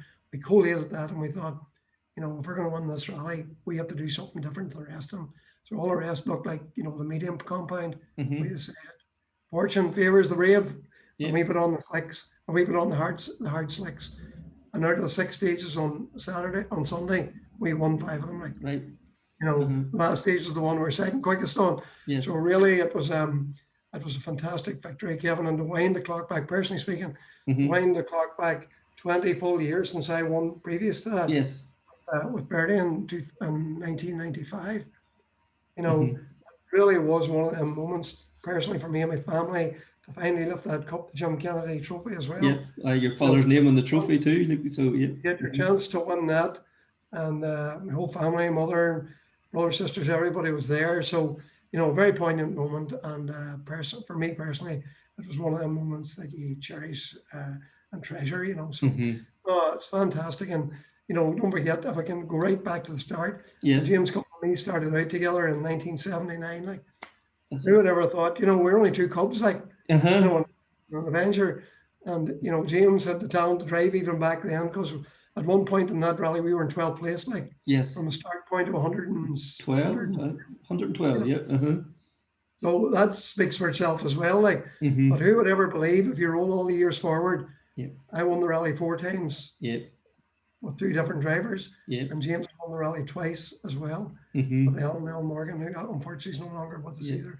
But I mean, when you think about it, like, we're only 2 cubs starting out way back then, and we've been lucky enough to have scored, I would say, the best ones in my career were here. And like, you know, probably in 1979, you had fantastic dreams, but never the dreams that, you know, the way it all finished out. Absolutely not. No, you would never thought, like, you know, could this ever been done? In fact, it wouldn't even have entered your head. But because I suppose you have a wee spark in you, and there's something that drives you forward, and it's your sport, and you put everything into it. Like, even if you weren't competing, you were going spectating, or you were servicing, or you were helping out or contributing in some shape or form. And it's something that you've been doing all your life, all the way up. And really, these victories then are sort of accumulation of that, you know, because it takes all that experience and time and effort, and of course disappointment, and learning to deal with the disappointment, and then winning and learning to deal with winning, and how to conduct yourself, and how to show, you know, if you win, somebody else is second or third, you know. And you felt that you know, that hurt as well, haven't you? So you understand what other people's then too, you know. So, you know, I don't dwell on this too much, but like in what year was it, 91, the year of the cat, when we went off the road, and like, the finger was pointing very much at the co-driver. You know, that's your low time. So you really have to sort of push that to one side. And I remember at that time, low point in my career, thought maybe this could be the end of it. But then we went on to do the next rally, and I was more determined than ever. It made me more determined than ever to succeed, and you know, to show a bit of resilience and come back in the strongest way possible. And by doing that, we went out and we won the next rally, which is the Ulster Rally. Like, you know, so from a complete downer to a complete upper, you know. So the point I'm making is that all this experience helps you deal with that, you know, and it's like experiences in life where you can deal with disappointment, you can deal with when you win and when you're successful and you have victories. and how to be humble, and how to deal with all them things. Like, and rallying has taught me all that right the way along through, Jesus, dare I say it, over 40 years of competing. Like. And we can't forget friendship and all this. Like the friends you've made that will be, the friends you made back in the 70s are probably still friends today. And there's probably friends you've made the last couple of years. That it's such a sport that, you're not removed from the fans, you're not removed from all the competitors. It's everybody's in this together, almost kind of vibe, isn't there? Yeah. Oh, absolutely, Kevin. You'd have to say that more than any, well, as much as any other sport, competitors in rallying help each other out. They'd even take the shirt off their back and give it to you, like if you had to, And I've seen people, sacrificing something themselves to give to their competitor, to make sure they could continue, and maybe leaving them a bit vulnerable then, that if something happened to their car, they wouldn't have the spare to replace it. I've seen that happen on numerous occasions, and you make friends. And the great thing about rallying too, don't forget, it's a huge cross-community sport. There's no barriers, no borders, no religions, nothing. We're all competitors, we're all friends, and we do what we can to help each other. When the going gets tough. And if you look back to the time when rallying, I'll just give that example earlier, where rallying was stopped because of the insurance crisis, and Matt Doherty came along and he created the Irish Rally Competitors Association, where he asked everybody to contribute a certain amount of money, and the entire country, far and far beyond, contributed to make an insurance fund that we could get the sport going again. So there's huge camaraderie, and it reaches across so many different communities, different countries, everything. And I for one, I'm proud to be part of a sport where you can say that. Like. Well, Rory, I think that's as nice a point to wrap it up as any, because it's always good to end on a high point, and that's a nice positive note there to wrap it up there, isn't it? So a pleasure speaking to you as always. Always a pleasure, Kevin, and it's just a wee bit ironic that the Donegal Rally this year should have been on the 18th, 19th and 20th of June. That's the real traditional date. Yes. It doesn't come around to be on that date. The days can be, but 18th, 19th and 20th. On the very first day, I remember doing my school exams up in St. John's College when I was doing my leaving cert, trying to get out that the rally was on. And here I was sitting on an exam, doing my geography exam. And you had to spend a half an hour. Half an hour was the minimum amount of time you could have spent doing it. And then you could leave after that. And I remember doing my geography exam in half an hour and run out the door. And thumb on the left to go and see the rally. My father-in-law was in the rally. And thumb on the left. And this is a wee story. I don't think I've shared this too many times, but I remember doing that exam that day and finishing very early afternoon, 2 o'clock or half 2. Yes. Running out the door, handling my paper, running out the door. And I was standing down on the Melton Road, thumb on the left to see the rally. And who came along and picked me up? But John Lyons. And John Lyons was an auto test champion at that time. John Lyons from Castlebergum champion. He's a great friend of mine ever since. Lives up in Dunfanny there, and I meet him quite frequently. Like, John Lyons came along in a wee 1275 Clubman Mini and picked me up. And I said, "Where are you going?" He said, "Going to the rally." I said, "So, Mike." We spent the weekend watching the rally. And I've been friends ever since. And of course, John went on to win the rally. Yes. 82 or whatever it was. 81, 82, yep. So we're keeping good company from a very early age. That is for sure. That's absolutely ironic. You go out and thumb a left. Yes, of all the people that could have stopped, yeah. And off we went. I'm not sure. I think Derek Porter might have been with him that same day. I'm nearly certain it was. He was off. We went to watch the rally. And of course, I knew all the roads and all the stages. I needed no maps. I knew all the way into the stages and all. It was a 1-1 situation then, wasn't it? 1-1. That was a rare wee story, wasn't it? From back in that was the 18th of June, that same day, that time. And did you pass the geography exam? I passed that geography exam. Good old maps and stuff. Right, thank you very much. All right, Kevin, cheers on that, So I'd like to welcome along now Sam Moffett, 2-time winner at Donegal Rally. Sam, you're very welcome. Thanks very much. It's a pleasure to be here, and you're bringing back a bit of history, talking about the years of Donegal here. So yeah, it's good to talk. That's always good to catch up. And I suppose before you started competing, your dad and your uncle competed in Donegal for many years. Do you have memories of those years? Yeah, I have good memories of, Dad was through different villages and Mark who's in the Porsche. I don't know if anyone remembers the one headlighted Porsche. Even got crashed a WRC Subaru in the middle of Glen Village. He hit the wall. And I had a few good memories of both my uncle and Robert, and even my mother competing. So it's a good memory and a good place to go. And then yourself, you started competing then, it would have been about 2010, and the Evo 9 at that stage? Yeah, Evo 9, ran by Jerry McGarry at the time. Donegal was a bit daunting for the first 3 days. What do I remember? I remember making sure, James Rory was sitting with me. We needed to get to the end of the rally to learn the stages, get all of them, and be ready for the year after, because Donegal is one of those places you can't even know where you're going, and learning at year 1 is a big learning curve. And what a very impressive result that first time. You come away with 3rd in Group N, and at that stage, Group N was, very competitive. You were competing against some big names even then.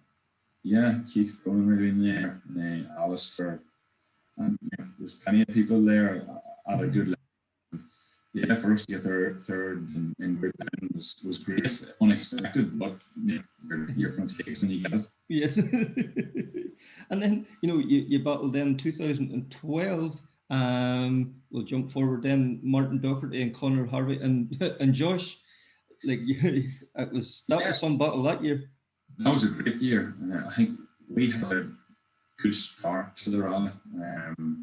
And then for some reason on stage 10 and 13, Josh cleaned us and really got himself back in. And Martin and Conor were never far away, everyone taking stage wins here and there. And we had a right battle with Josh the whole way through that rally, and he even took the lead again. And we got into the last 3 stages, and it was back to Donegal. You end up racing for 3 days. How are you still so close? But we thought it was plenty of close races through the whole at Donegal. So it was another one of those rallies where everyone talks about at the start, you need to finish, but it's a 3-day sprint. We talk about these marathons, but it's all race and full tilt. So. You're going as hard in the first stage as you were in the last stage. Yeah, absolutely. And you come across the line to win the event, beating Josh. Would that make interesting conversation then at the dinner table that evening? Oh, definitely. I think that might have been his first Donegal, so he was slagging me and how he was so close to me in his first Donegal and things. But no, in fairness, he's quick. We did have good leads on him, but he always asked his way back. So yes. There's plenty of slag even today. No, it's no worse now as it was then. Or no better. Or no better. So, In 2013, just before Monaghan, you were testing your Evo, the engine blew. So you hired a McKinstry Subaru S14, the World Rally car, had a phenomenal day in it, won the rally. Did that put ideas in your head coming up to Donegal then? Yeah, put a lot of food for thought now. I suppose we blew the engine on Friday evening, thought the rally was over, wanted to do the rally. Looked for an engine really for the Evo, and kind of had just taken in or acquired a brand new to him S14. And we gave him a call at 12 o'clock at night, down that night maybe, tried on the belts and everything. We went down that night, got the recce car, sat in the car, done the recce, tried to get the recce done as early as possible to get a bit of a test done last night, basically at home, which is probably the worst place to do testing. I think in the first stage, Declan, we were second or third fastest or fourth fastest maybe, but we knew that we were not far away and we could race, and then Declan was a bit of an excursion at the time, and we booked ourselves up and got the win, which was great. And I don't know what made us go to Donegal in the world, but we got a bit of a niche and we went. Now, none of us were expecting to finish where we were. There's a lot of good names, Donna, Darren Glass, Garry, obviously, and Tara Reardon, probably missing who there. We're all there, and we were just looking to try and see if we mix it all with them, And like what a dream then, you know, to be battling absolutely. with it. Guys' names you grew up probably respecting and looking up to, and now all of a sudden you were up there amongst them all. Oh yeah, not weeks after that. Before that we were in a group in here in Killarney and doing things, and you know, stage 6 we were as close as 1 second off the fastest time in Donegal that year. So we knew we had a pace. Now it was those stages we cleaned on, but yeah, we kept a steady pace in 2013, and you know, there were some circumstances that allowed us to get the win, Garry getting the penalty and stuff. You know, I can remember that night battling and it's like, don't you get affected by running first on the road, and you know, you're just gonna have to try and keep your head. And you know, I think we've done a good job of maintaining it on the Sunday morning. I think we went into Glen, starting from High Glen. I think that was the first stage, and I'll never forget it. Garry was reseated back in behind me again. Okay. We started that stage, and I nearly thought I was going to get caught. But thankfully, we had a pretty good stage time in there. And once we got that first stage over Sunday morning, now it was great. The last stage then was probably as bad as the first one that morning. Just trying to get through it. Yes. It wasn't that we had much experience of winning rallies or racing at the top in world cars, so we were just. But first of all, delighted to get the opportunity, and then probably when we go over the last stage, the nerves to relax that bit. But yeah, what a year! It was phenomenal. Like, you know, boyhood dreams come true. Like to win your home rally and then to come to Donegal and do it again is fantastic. Yeah, second time in the world car, we couldn't believe it. Just could not. But, you know, we did race a lot of good drivers then. You know, like it's such a long time ago, or feels like such a long time ago now. Yes. 8 years ago, so we were the youngest person ever to win Donegal. You know, better than anyone on that. Absolutely, but, you know, that's one nice thing to have on it. So we couldn't believe it. Didn't know if we'd ever do it again. And you know, thankfully the year after we got the Fiesta and we had that opportunity. But that year it was back to the good end after that, and continuing as we were. Probably.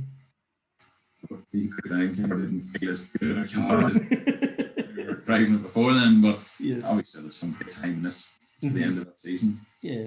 And then 2014 there, as you alluded to, you were back then in the Fiesta World Rally Car and like back to defend your title. The 2 litre car, world car, was still sort of king of the hill, but you were the Fiesta, and you were giving Declan a real good battle all Friday. Like it was nip and tuck between you. And then Saturday morning, I suppose the 2 litre car got the legs on you, maybe the likes of Knockalla and them faster stages. But you didn't give up. You know, you kept chipping away. Yeah, you're going to probably ask me a question later on that I'm going to answer now. People ask me what was my favourite year, and maybe until 2019, my most favourite year, even at size 13, was 14, because it's not about how many minutes you win, it's about those type battles, and that was some battle. Like, I think for the first 6 stages, we both took stage wins the whole way through each of them, and we swapped the lead in every one. And we had some battle. Everyone had rid off the 1.6 cars versus the 2 litre cars. And I was there to, prove the 2 litre cars wrong, to try and defend the rally myself. And we hadn't that. I think we'd only 4 rallies over us, maybe, or 5 rallies over us in the Fiesta. So we're only finding our feet, but we knew Declan was going to be very quick there. I really wanted to prove myself from the year before. There's questions I asked them, but, you know, obviously I was handed the victory, and I really wanted it that year. 13 didn't expect it. But 14 I really wanted it. I wanted to prove our pace there and everything. So we were really going for it. Maybe my inexperience of Knockalla, only done it 2 or 3 times before that. Right. That's where we got away. If I could get into the car now and race the 2 litre car, maybe we'd be closer. I don't know. But Declan was very strong over Knockalla. And I think the second time over Knockalla, the first time over Knockalla, he took like 12 seconds, but we had 4 in the bag. Right. From that, so he took 8 seconds, and then I think we took another 4 in the next stage, so we had back down to like 3 or 4 seconds, and they took the win in the second time over Knockalla. Right. And just before we started this interview, I was actually just taking a bit of a flick down through it, and I think I just must have lost a wee bit of spirit and let him get away, kept me at stage times then. Yes. Experience at that point is what happened there, but it was a great year. I was very proud of our times in the 1600 car race, a lot of 2 litre cars there. Yeah, it was great. I'd love to go back to the end to that year. It was phenomenal, the racing between two drivers. And like the respect between you, you know, like as well, I've said so many times before, like every second counts when the clock's ticking. But you know, the stage ends and the stage starts. The friendship and the camaraderie between you all, it's a joy to watch, isn't it? Oh yeah, like especially between all competitors, not even, you know, myself and that. If Declan had a problem, I went out there to help him when I had to go to the stage start, and I remember his car starting, and Garry and everyone running back to get his car to go. I only had to go to the start line, and you know, credit to everyone for getting going, because you don't want to beat someone on a default. So credit to them and kept the race going. Yeah, absolutely. And then, you know, 2016, the Tarmac Championship went down the R5 route, and the Donegal being Donegal, the Donegal lads still wanted to bring out their World Rally cars. But like, you know, again, like a great battle, you know, obviously the top guys, but then the R5s were, you know, weren't too far away. And that, you know, the way it developed over the weekend was just, it was fascinating to watch. I don't know what it was like to compete in. Yeah, I remember that year, because, you know, there's a lot of people asking us why he's not taking each other, and we still are. We're very big supporters of the R5 category. I think it's a great platform for racing, and there's a lot of questions asked on Facebook, will big R2s going up in that and all this kind of stuff. You know, I think today proves that it was the right decision. And that year we had, you know, Keith was racing Madison. Madison in the field that year and came back out and still won the rally. And we were leading down the Sunday morning due to mishaps and others, and there was wet going into, what stage was it? I'm not sure. My confidence is not there in the wet, and the 2 days is clean. Our stage was a big battle, and we fell straight back. And yeah, it was a credit to watch the race happen in front of us then at that point.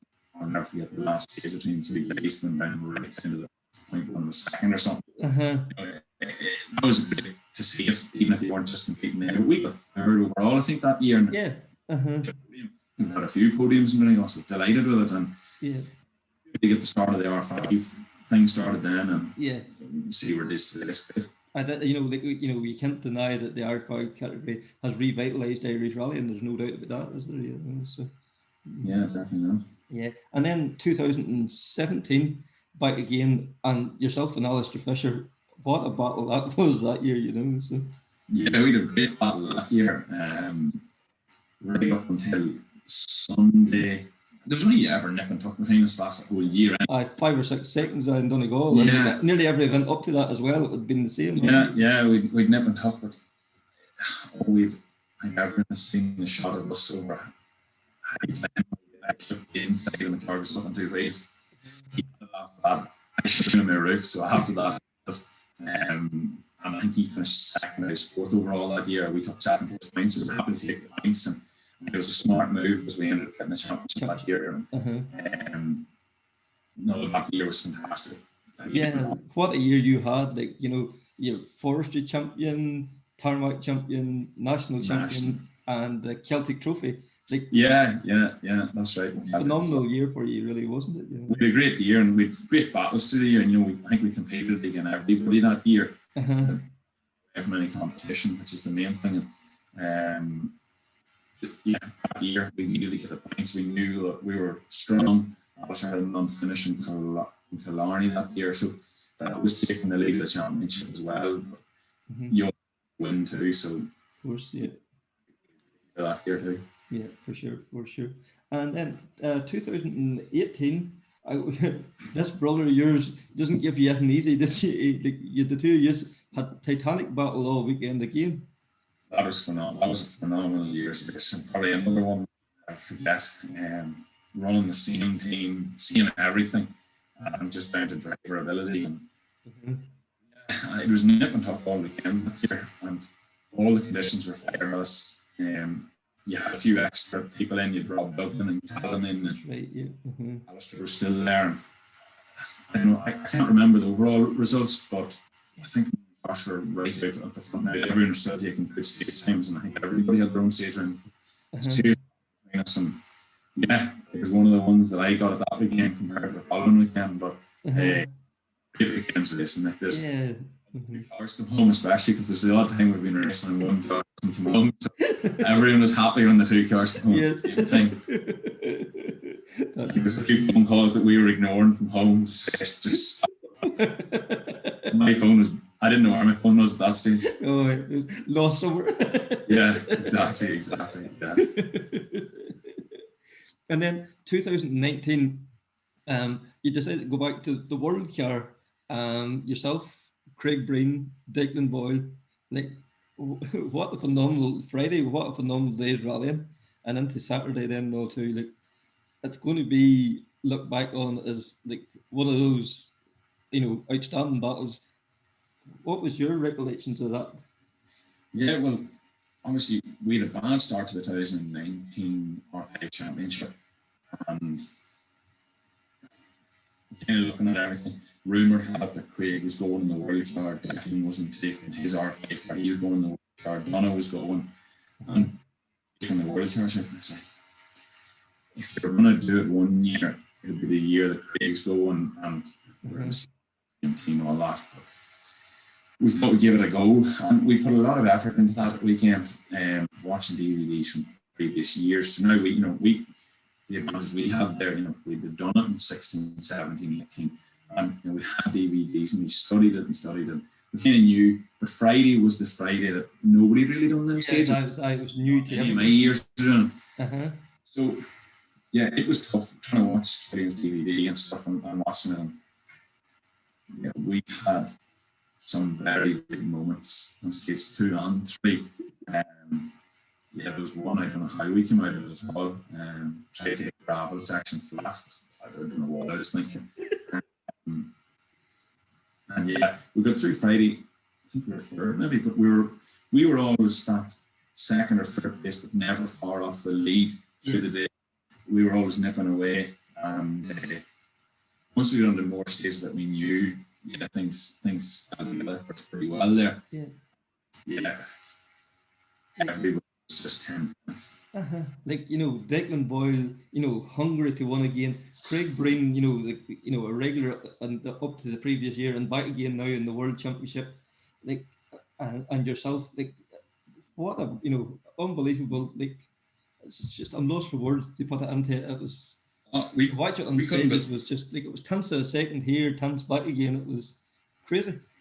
That Friday was crazy. Like, we came up the first stage, we were just asking to know what our stage time was, and when I knew that we were within 2 seconds or whatever, I was like, we can race this. Like, I'm comfortable at this, and Tom Gavin had the car prepared that the car was driving the car naturally. I wasn't have to fight with the car anyway. Right. Really good, and that it comes down to the right tires, your navigator on point. The whole team, just making sure everything was there. Everything was just working so well. We had changed it into Saturday, and we were never taking any lumps of time there, and there was no lumps to be taken. We were all on our limit. We just half second. It's like, our drive whenever we were taking a stage fastest time, like we couldn't write it or and there was nobody could be rid off, and we were waiting on Craig to just come around and take this 5-6 seconds on one stage, and they're like, is this we kept pushing on. We back in 2014 we lost on Napala, but on this year we've done a lot of work and watched a lot of onboard to see where all the seconds was, and that was the stage we took real good time and we put a real good push on. When you come back, when you go over Napala and you kind of go out over that wee famous jump, and you go up into the mountain, I seem to go really well in there. It's tight, fast and twisty, and really enjoyed the full football field, that section in there. I really enjoyed that, and we had a great push in there, and it gave us a wee bit of a breather. And then Craig had to spin on it the second time round, which opened up a bit of a gap. We the Sunday morning that Craig was going to come hard, and Sunday morning, first stage. Mm-hmm. Had a push hard. If I'm right, was there a drizzle on the road? But we started first few stages, first few corners, pushing the nose. I said it to James, we're losing time here, losing time. Came back into the football field, and I didn't really realise it until now, but there was a left hand coming onto the football straight. There's a bump coming out onto the straight. Mm-hmm. We were in the hedge, the whole car riding the post the whole way along there. And I was like, oh my goodness, we've lost a bit of time. And rightfully so, we lost 4 seconds taking that stage. And straight after that, there was no one wanted to go rallying, obviously, with what happened to us. Yeah. When we came in the stage, we got a phone call going into Atlantic Drive. And it was a place that we didn't want to be standing up there. And it was terrible off. We put in front of them all weekend. And he rang me saying tire choices and different things and what tires was I used and everything. And it was unbelievable. Couldn't actually acknowledge that it happened. It wasn't possible. And no. We definitely found it tough, and everybody did. And it was unbelievable. 3 times winner of the rally. He was such a nice person, so welcoming and all of this. Now it just didn't seem real. It couldn't be real. It couldn't. No. It was a challenging time for everybody, and yeah. I had such a big character, and like the big smile, the big welcome. He was just everything was big about him, wasn't it? So yeah, he was egging. I'm sure he was supporting them all, but when Declan was gone, he was egging me on a lot. Go on, I'd love to see you win. He was always very supportive of everyone, and he gave me a ring Saturday night to talk with him, but also to just give me the thumbs up and go for it. This is yours, you can do it. And, it's always nice to have that relationship with someone. And always great time for him, in fairness. For sure. So we'll start wrapping up here now. You're looking back at all them battles over the year. Is there one? Is it 2014 with Declan, or is it 2019 the battle with Craig and Declan? What stands out to you as your defining Donegal moment? Yeah, it's a big one. I always said 2014 racing Declan, and then I suppose 19 has to be, the one that you didn't get. Mm-hmm. 19 has a sad state, we lost Manus in the middle of one of the greatest battles that I was ever involved in. It's kind of shades away from it because, that's obviously more important than the rally. It was sad. So, they all have their highs and they all have their lows. Yes. And it lives on that you want to win Donegal, and I live for the race. So hopefully next year will be even better. And a point on it, probably something like Knockalla in 2019, getting the big stage win was a turning point in that rally for us. And, probably in 2014 it was the losing point for us in Knockalla. So there's highs and lows, and we take all the epic battles and we look forward to the next one. Yeah, because the 2014 losing the battle in Knockalla probably focused you more on it in 2019 to find out exactly where you could make up the time. It was where we thought we would lose the time to everybody on that year. Craig, being very quick and committed, we knew that we had to be committed. And there's a photograph somewhere of us coming out over one of the top of the hills in Knockalla, right on the cliff edge, leaving 4 black marks sideways out over one of them cliffs. So we were definitely pushing. And credit to James Cullen and Tom Black and everyone that year. We got things right and it all worked together. So I suppose 19 was a big year, and it's nice to have won it two times and be recognised for it. And thanks for taking me on as well, Kevin. So delighted to be asked. Yeah, no, it's a pleasure now to talk to you. And we're looking forward now to 2022, the 50th anniversary of the event. It would be nice to put your name on the trophy once again. Yeah, it would. There's going to be a lot of people looking for it again. I would say it'll come back for it again, no doubt. Yes. I've said a few times it's the one that will win. So yeah, we have to see what way the categories of cars go. And if someone arrives up in a 2021 Yeah, it's big. It's going to be hard to race them on that, but yes, yeah, I would actually. It goes away. A lot of people will argue the point. I'd love to see it in an all-off-5 race. yes, because you're getting those people in who maybe can't afford the world car, and you're getting battling. Cullen came back from Europe, or it's giving a lot of people who maybe don't have the opportunity of a world car to win that race. And it's back to you pick everybody, and that's what you want to do. I wouldn't be going to all of you are only world car going. So yes. I'd say next time Donegal's on, I'll be going wherever the competition is. Yes, yeah, because those R5 cars are so competitive. Like the Fiesta, the Hyundai, the Skoda, the Volkswagen. They're all. It's really the guys behind the wheel that's making the difference, isn't it? They're so evenly matched. Yeah, I think the world car thing is you have 2 litres and 1600s, and everyone suits somewhere in any way. But I'm a big supporter of them, and if we can get a level playing field that the driver does the winning here, I'd be the first man there to try and do it. And, there's a few guys there that'll definitely be wanting to see him. But yeah, we look forward to next year and whatever it brings. And if we can get the infamous number 3, it would be great. Get the name on the trophy again and try and get on the right circumstances. It would be good. That's for sure. Well, Sam, thank you very much for taking the time to join us. Really appreciate you, and hopefully we'll catch up on the stages soon. Thanks very much. Good. Thank you. Bye now.